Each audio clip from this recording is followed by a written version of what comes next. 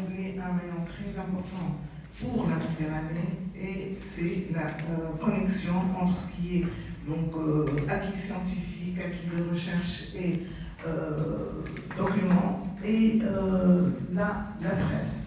Donc je commencerai en fait, s'il vous plaît, par le concept de développement durable. Il a été énoncé à Rio de Janeiro, ça fait une trentaine d'années. Et donc, jusque-là, malgré tout ce qui a été proclamé, nous continuons à avoir le concept qui n'est pas intégré dans la société, que ce soit sur le plan économique ou scientifique. S'il vous plaît. Et donc, la Méditerranée, ou comme les Italiens l'appellent Mare Nostra, c'est notre mer. C'est la mer qui est très importante sur le plan mondial, puisqu'elle héberge au moins 515 millions d'habitants, dont 32% ou 33% vivent donc sur la côte. Avec ce nombre d'habitants qui est là pour l'année, il y a la Méditerranée, elle est connue pour être la région la plus visitée, au moins de 120 millions de touristes, et qui comptent 32%, donc qui sont là, touristes mondiaux qui visitent la Méditerranée. Donc c'est là où c'est la pression très importante, que ce soit sur les ressources en eau. On vient de voir le nombre de feux qui se font sur la forêt, la pollution, l'intensification agricole et l'infrastructure et développement donc autour sur le plan industriel et autres. Et donc là aussi s'ajoutent les bouleversements politiques sans précédent qui se font autour, notamment dans la région orientale de la Méditerranée. Et donc ça nous fait ce qu'on appelle le développement climatique, tropicalisation. Donc, devant cet état de la Méditerranée, donc au sein, nous, on doit effectivement, le concept qu'on a à faire, c'est de penser autrement, c'est-à-dire de revoir un peu cette complexité des systèmes, de revoir et de voir une vue transdisciplinaire pour atteindre ou comme méthode de travail. Cette vision, elle a été adoptée par la CIESM. La CIESM, je crois que c'est la Commission internationale d'exploration scientifique de la Méditerranée, dont la Tunisie, elle est membre fondateur qui a intégré depuis 1912, donc elle a plus d'une décennie, et qui défend l'expression indépendante de la science, c'est la liberté scientifique, mais aussi elle garantit la crédibilité de l'information au profit de la société. La CIESM, jusque-là, elle fait, donc, ce sont les scientifiques qui s'intègrent autour de 6 comités donc géophysique, comité biochimistrie, comité ressources, comité pollution microbienne et biotechnologie dont je suis la présidente, commission lagunaire et commission donc de tout ce qui est développement économique. Donc, s'il vous plaît, donc, pardon, la précédente. Alors, je vous renvoie vers son link, son lien, son site, pour que vous voyez et pour vous informer plus sur tous les programmes, parce que c'est un site qui est très important et qui vous donne tout ce qu'on injecte en temps réel, comme information, comme workshop, comme projets qui sont interdisciplinaires et qui réunissent tous les pays de la Méditerranée. Donc, effectivement, comme je le disais, les eaux de la Méditerranée se réchauffent 20 fois plus que la moyenne mondiale. Et ça, il a été démontré par déjà, parmi les programmes qui sont mis donc, au sein de la communauté CIESM, par 2 projets dont je vais de Tropical Cycles. Maintenant, il est presque à la phase 2 et il définit la tendance de la température de l'eau de surface. Alors, avec Idle Change, ce sont deux projets en fait qui sont mis par la CIES, mais qui se reposent sur des méthodes simples de mesure et qui permettent donc à tous les scientifiques du pourtour méditerranéen d'avoir accès et d'avoir des informations en temps réel. Et que ce soit Idle Change qui a maintenant une série de 22 ans de mesures, que ce soit Tropical Signals, donc on a des entités d'information scientifique qui sont au profit de la communauté scientifique au sens large, c'est-à-dire à la société donc, de la Méditerranée. Ces projets, ces résultats de projets qui nous indiquent, qui nous informent en temps réel de ce que subit la Méditerranée sur son pourtour. Et vous voyez bien que, par exemple, pour la Tunisie, elle a été toujours, donc on a toujours des participants, que ce soit aussi au niveau de l'Algérie et du Maroc, je sais qu'il y en a des collègues qui sont intégrés dans ces programmes, et on a en temps réel donc ce qui se passe autour de la Méditerranée en termes que ce soit de la température de l'eau profonde, l'eau de surface, les autres paramètres. Je ne vais pas me révéler parce qu'il y a des collègues qui sont là plus spécifiques et donc qui vont en parler. Alors, la canicule, en fait, la Méditerranée, elle accélère ce qu'on a débattu ce matin, le remplacement des espèces, effectivement, avec une température de l'eau qui dépasse, jusqu'à 6,5% supérieure du pourtour mondial. Donc on a vraiment notre Méditerranée, elle surchauffe. Elle surchauffe que ce soit en surface, mais aussi en profondeur. Et de ces faits, donc l'un des workshops ou les monographies, donc la CIES, ou ce soit aussi des articles qui sont publiés par nos spécialistes tels que Darabou et Oren en 2019, dans Global Change Science, il indique les masses de mortalité qu'on voit maintenant de plus en plus autour de la Méditerranée. Si je peux le dire pour cette année, parce que je suis impliquée directement dans ces masses mortalités, pour cette année, par exemple 2025, la Tunisie, elle a connu au moins une trentaine de cas de mortalité. C'est un chiffre sans précédent.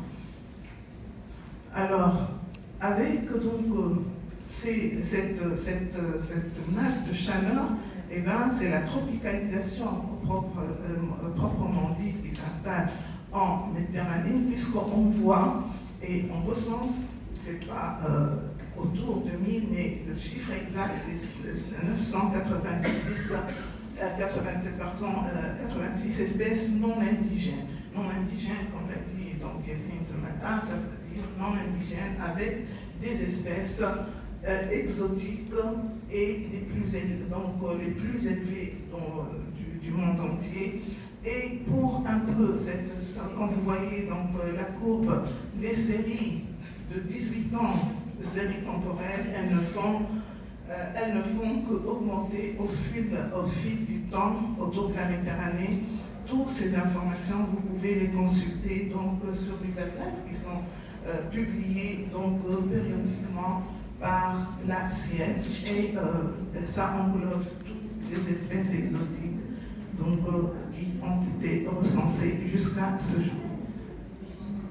Alors, un projet qui vient d'être émis récemment par la CIES, c'est le PRISM. Le PRISM, c'est quoi? C'est un projet qui vise la visualisation interactive, multidisciplinaire de données scientifiques. C'est une plateforme ouverte pour tous les intervenants donc scientifiques autour de la Méditerranée, et il est performant en termes de visualisation, donc 3D, 4D, et les scientifiques peuvent explorer, peuvent partager en toute sécurité leurs données géoréférenciées complexes grâce à l'intelligence artificielle bien sûr.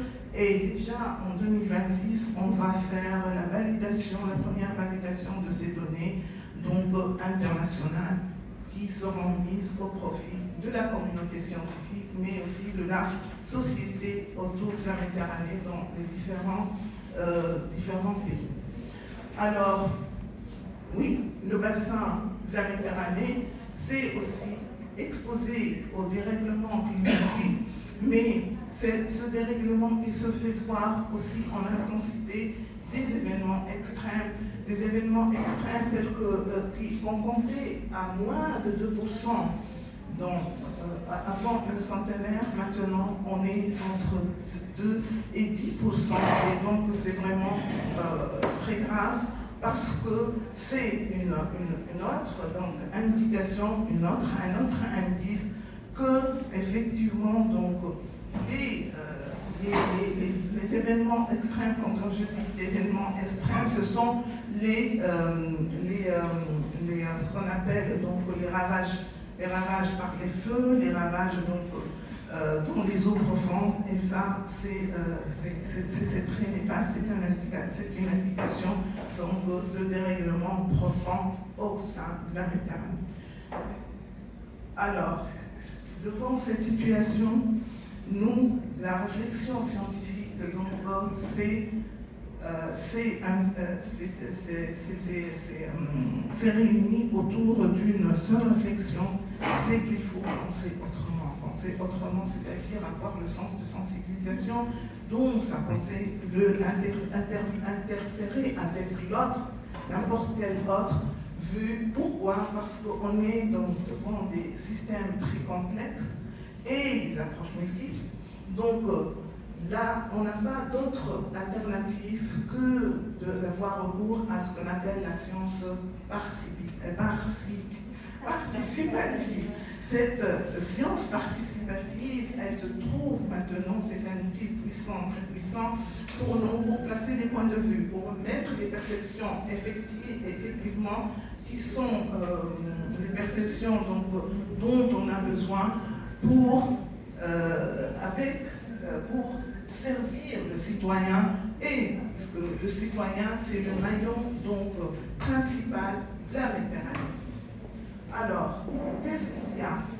C'est, personnellement, je suis impliquée directement dans ce qu'on appelle donc, le One Health, et vous avez entendu donc, ce qui est One Health aujourd'hui, elle se fait voir effectivement dans et autour de la Méditerranée. Pourquoi? Parce que, comme donc, les mentions, les écrits scientifiques, on est donc autour au sein d'une mer qui chauffe, qui surchauffe, mais aussi qui est vraiment sous pression de pollutions très diverses. Je ne vais pas relater les différentes pollutions, puisque les collègues derrière moi ils vont le faire, mais je vais rien que revenir, s'il vous plaît, sur un fait très important.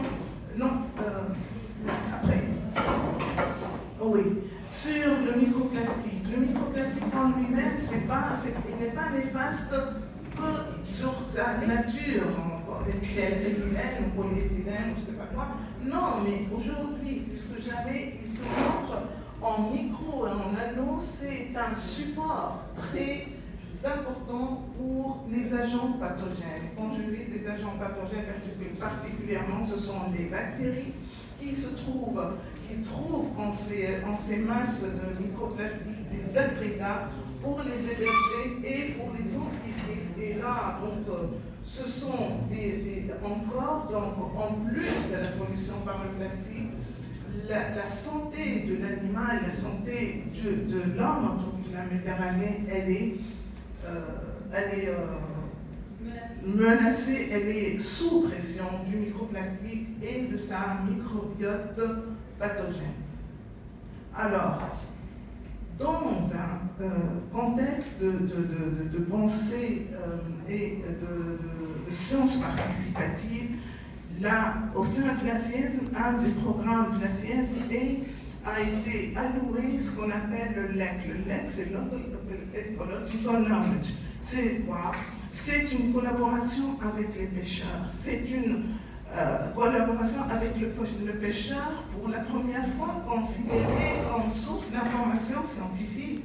Parce qu'effectivement, la mer est donc elle est plus connue sur le plan scientifique par les pêcheurs eux-mêmes que par les gens qui font les analyses de laboratoire. Et cette notion maintenant, cet apport du lait qui a été adopté par la CSNO autour du pourtour méditerranéen, c'est un outil très important qui nous a permis maintenant d'avoir des séries d'informations, des séries donc, de résultats de recherche impliquant les pêcheurs en premier maillon. Et là, vous voyez déjà un peu le type d'enquête, le type de feuilles de comment dirais-je, enquête ou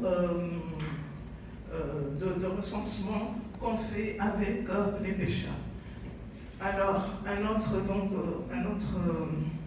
outil qui est mis en évidence, c'est pour renforcer un peu ce qu'on appelle la science participative, c'est aussi la formation de ces pêcheurs. Parce que quand on cherche l'information scientifique pour un peu donner atout à ce qu'on appelle la solution, il faut positionner le pêcheur dans le contexte scientifique, lui donner les outils qui, lui, va prendre en considération pour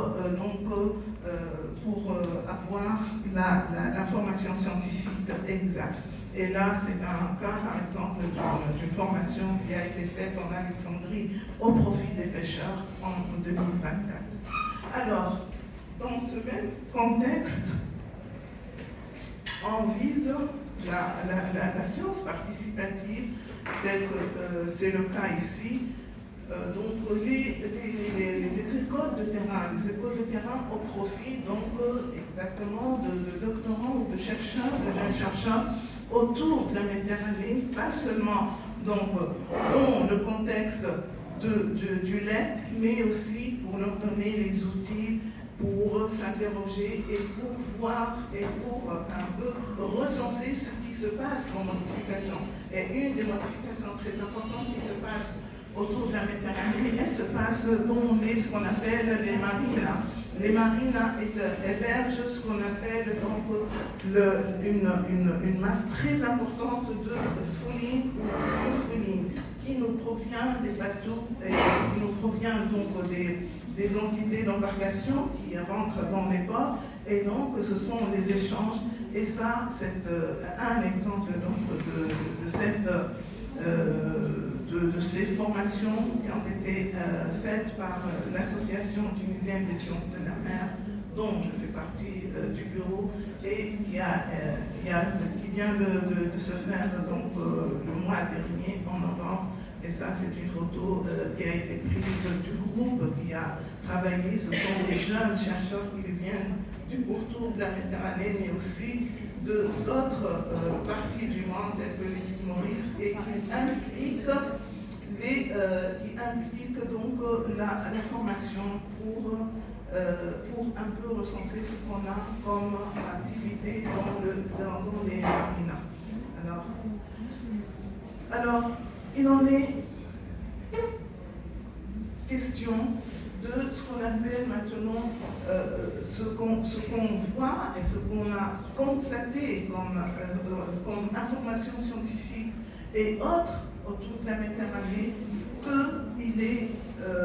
qu'il est question de voir un peu ce qu'on a comme adaptation. Les adaptations, comme on a parlé ici ce matin, donc il y a des adaptations donc, pour le crabe bleu.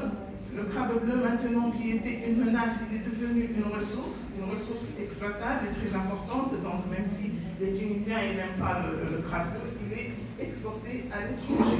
Mais un autre cas, c'est ce dont je parle et qui a été pris donc, dans nos recherches, c'est le lionfish, c'est le poisson lion. Le poisson lion, c'est le poisson le plus toxique, dangereux. Mais ce poisson toxique, très dangereux, et qui, malgré bon gré, il est là, et donc on doit s'adapter. Entre parenthèses, je dois dire quelque chose, tout ce qui ressort de la mer est une ressource. C'est le même lapin? Tous. Non,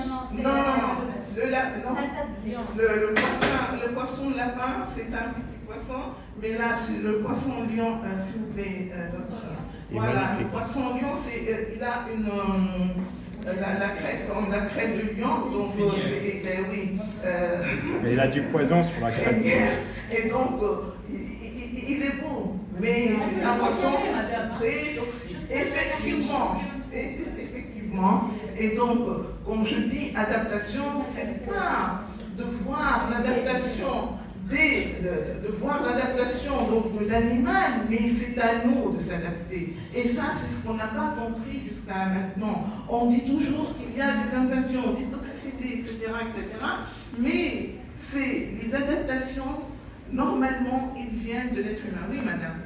Si j'ai bien compris, je voulais dire qu'à cause des changements climatiques, il y a des espèces qui apparaissent et qui deviennent abondantes.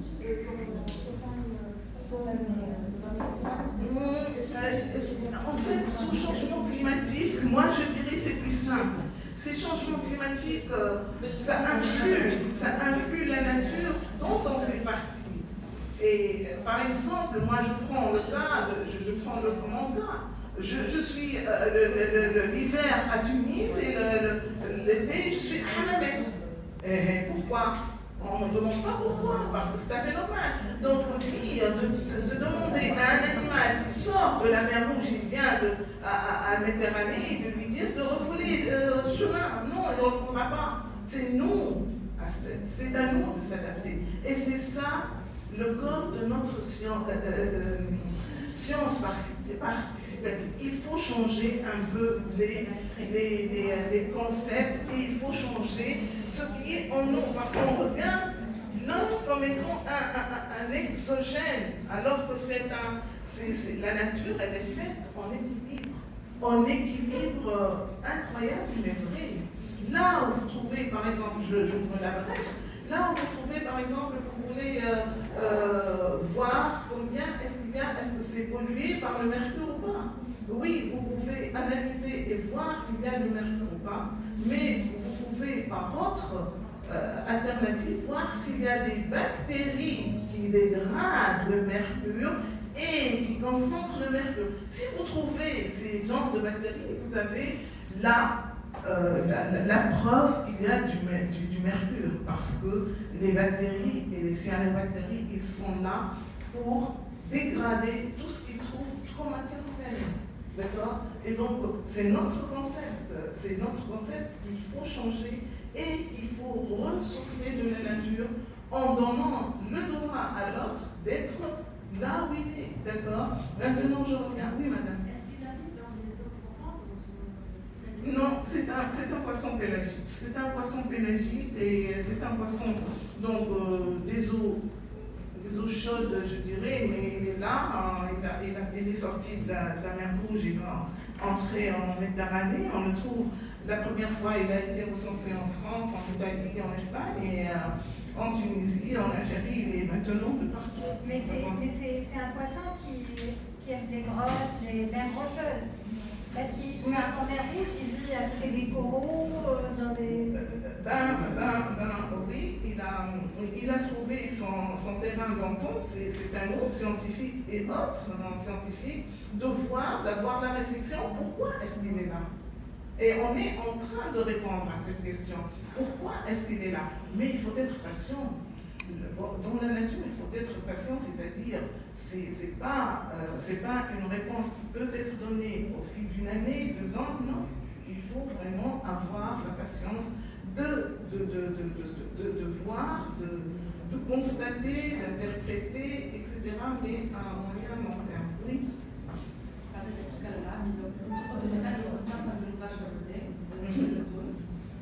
لكن احنا نعرف اي دخيل على ايكو سيستم معين هو قاعد يحاول يتسنى للموجود. انا اليوم كنت موظفه في البحر الابيض المتوسط باش المشاركه بتاعي تركز على اللي حاشي لي بلاصتي الكوميونيتي بتاعي البيت، يعني مانيش نمشي نشوفه هو علاش اكثر، يتو هو معرفش كيف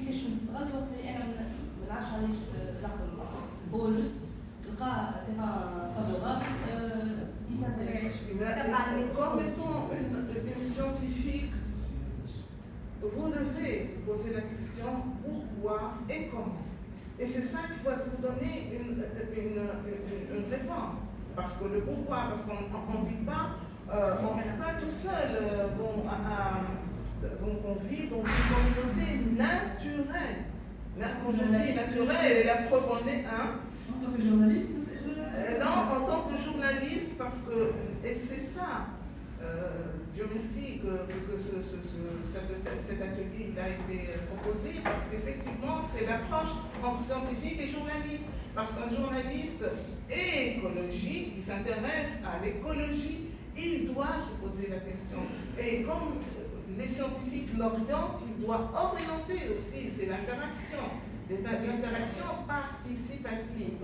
Donc c'est un concept très important qu'on n'avait pas, qu'on ne considérait pas auparavant et il faut considérer. Maintenant, même dans les publications, les publications les plus impactées, ce sont les publications qui intègrent tout d'abord une série très importante d'auteurs et qui sont différents de différentes disciplines.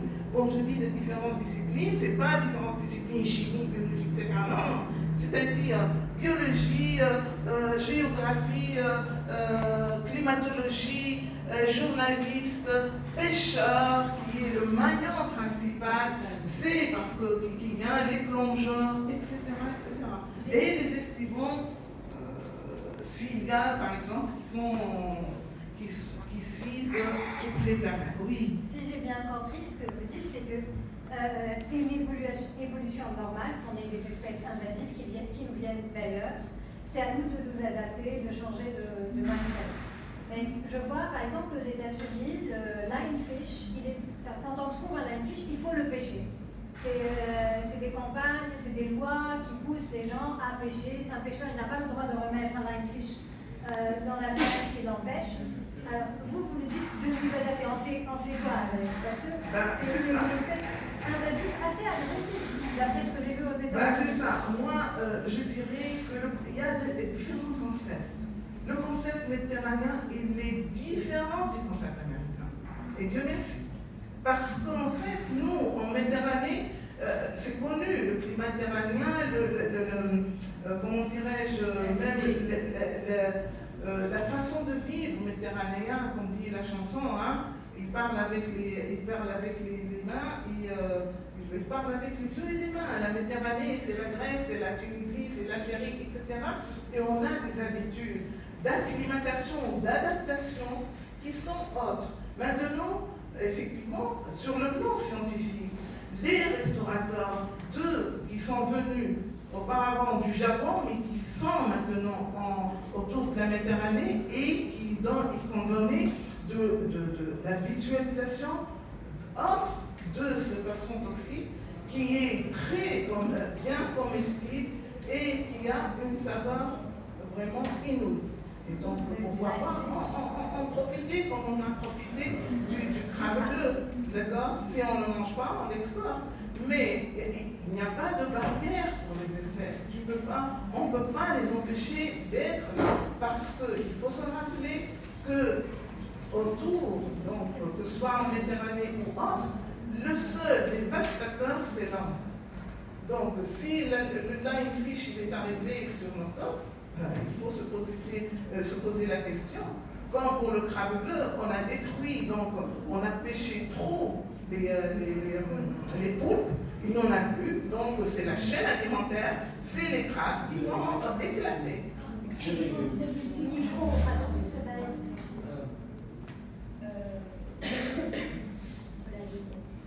Vous avez dit tout à l'heure que le poisson lion vient de la mer Rouge. Le poisson lion vient de la mer Rouge et il vient aussi. C'est pas le cas pour le Maroc parce que à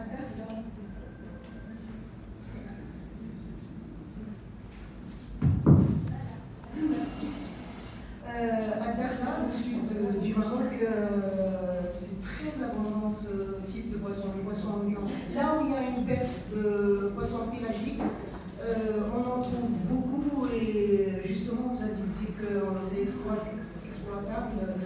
On essaie de le commercialiser ou de trouver une solution parce que ça dérange. Il y en a beaucoup.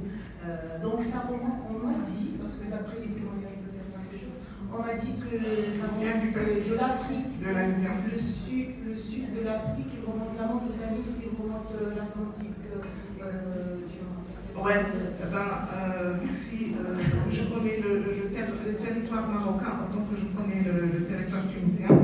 Et oui, parce que pour nous, je disais qu'il a envahi par la mer Rouge.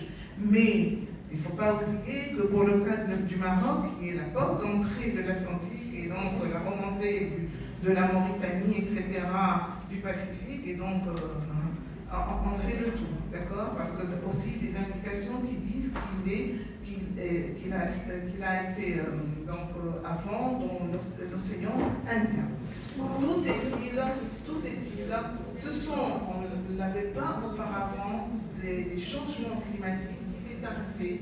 Il faut donc s'adapter, il faut chercher effectivement tout ce qui vient, comment est-ce qu'il est venu, etc., pour combler nos connaissances scientifiques qui sont manquantes, mais le fait est là, il est là, et donc il faut s'adapter. L'adaptation, on est concerné par cette adaptation et non pas le contraire, c'est-à-dire seulement l'animal. Et donc, cette vision nous permet, et pourquoi pas, donc de le protéger, effectivement, comme on a fait pour le crabe bleu, et pour aussi avoir comment se passent les interactions. Parce que dans une conférence que j'ai faite sur les poissons toxiques, il faut, à votre information, que les poissons toxiques, on dit, oh, toxique, mais c'est des mines d'or en tout ce qui est anti-inflammatoire,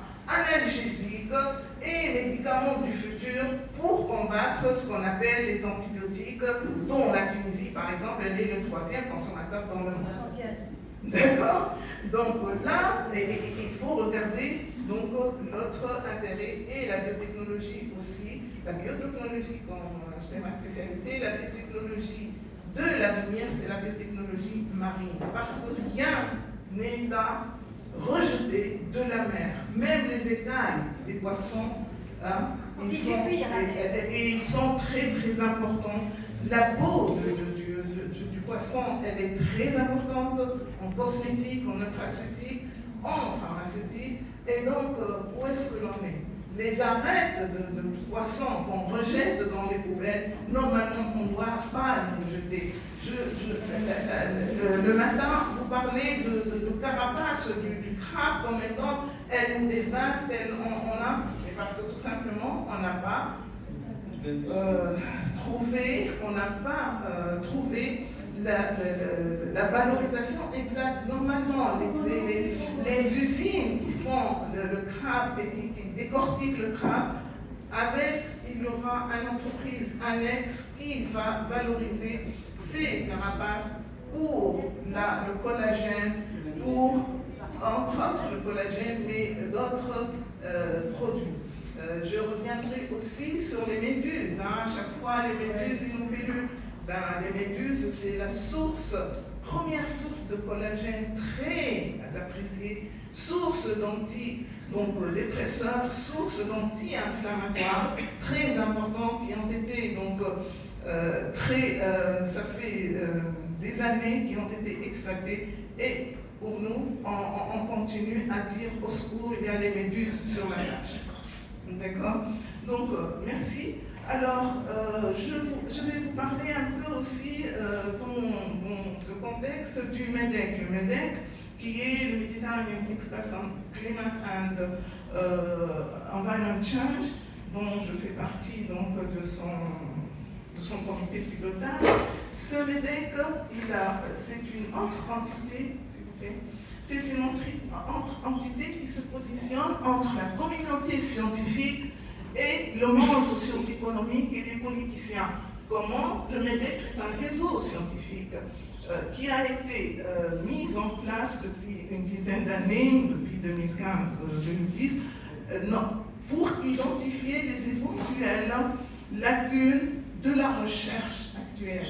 Parce qu'on ne peut pas avancer dans la recherche scientifique sans critique. Et cette critique, elle est apportée par le groupe du MEDEC. Le MEDEC, donc, les activités sont incluses dans le programme de travail du PNUD et du PAN, s'il vous plaît. Et donc, les principes des rapports, ce sont des processus rigoureux, donc scientifiques, qui font la synthèse et la critique de tout ce qui est donc acquis scientifique.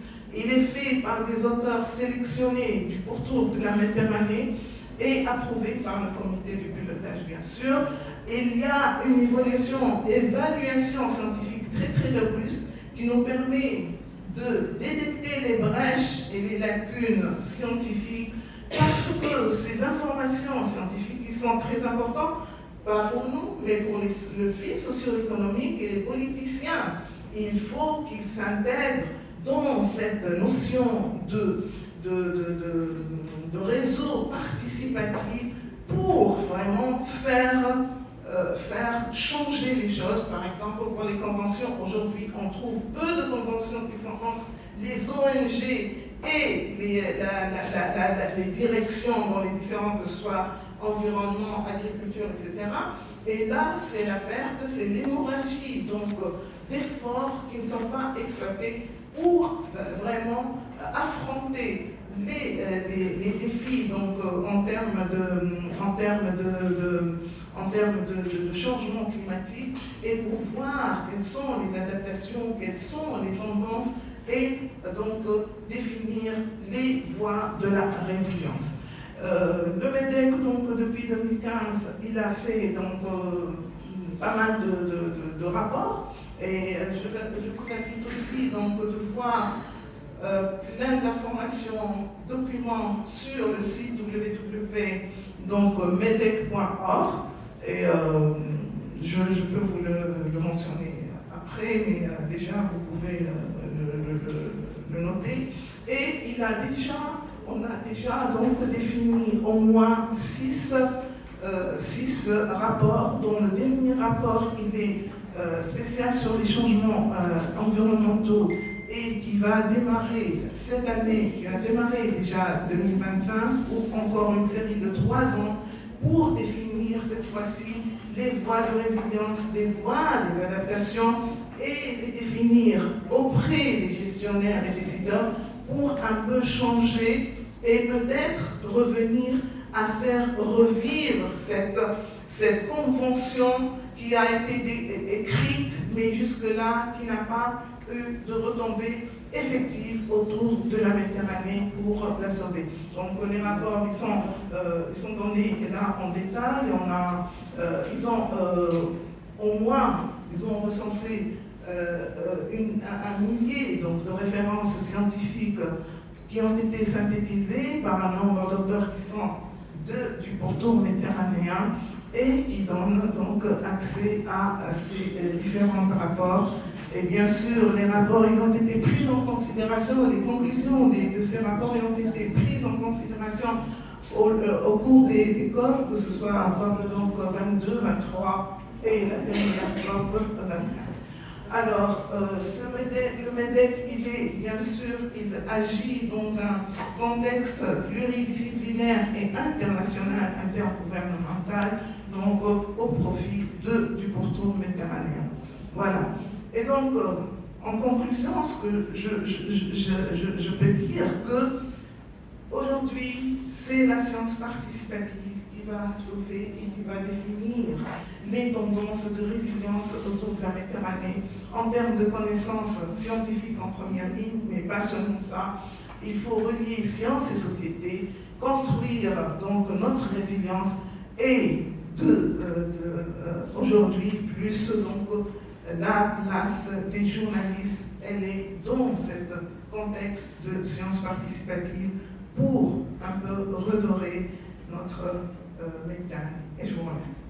Merci. Alors moi j'ai une question. Suite à les athlètes les Là, habitations.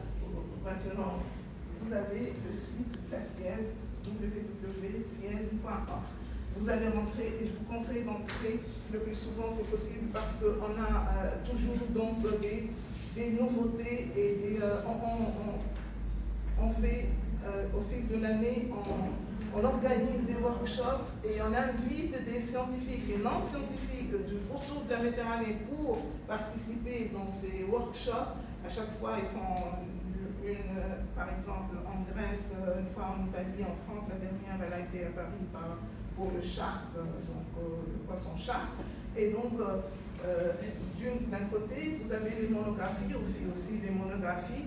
On fait, on injecte les programmes, on injecte les retombées des programmes, on injecte toutes les données donc, qui ressortent de nos projets et on injecte aussi, donc comme je dis, parce qu'on fait des congrès internationaux, donc le dernier il a été en 2023 donc, à Palerme et qui a rassemblé au moins 300 donc, scientifiques et autres autour de la Méditerranée.